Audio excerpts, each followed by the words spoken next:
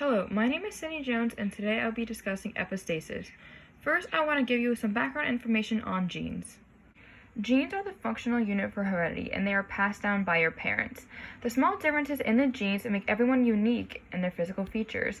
An important part of the genes are the alleles, and they determine what physical traits you have based on their interactions. In epistasis, alleles in one area of the gene can mask or modify other alleles at a different area.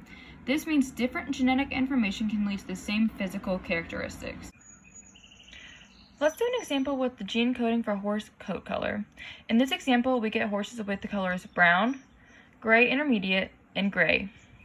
And if you look here at this gray intermediate, you can see a black mane. This means it's not fully gray, but they're just different variations of gray. Here are videos of each so you can see their colors.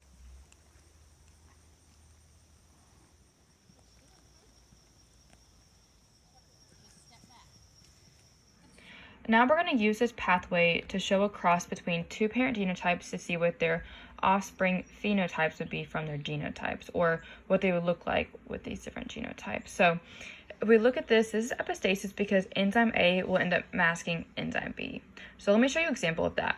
So if you have two little a's and a big B, even though you have a big B, you can't go past enzyme A because you don't have that big A.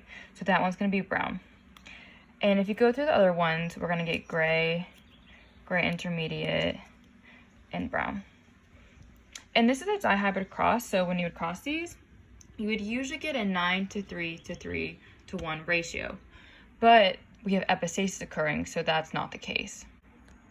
It should be a 9:3 to 3:1 ratio, but instead we're going to use that to figure out how many we get of each. So it would be 9, 3, 3, and 1, but we add the 3 and the 1 together because they're both brown, so it's really a 9:4 to 3 ratio. And if we look right here at this table, 9:3 to 4, that's single recessive. Now we're going to do a different cross, but this one's interesting because it's not a dihybrid cross. So we can't get that 9:3 to 3:1 ratio. So when we cross this, these are the genotypes we can get for the offspring, and we're going to go ahead and label what colors they'd be.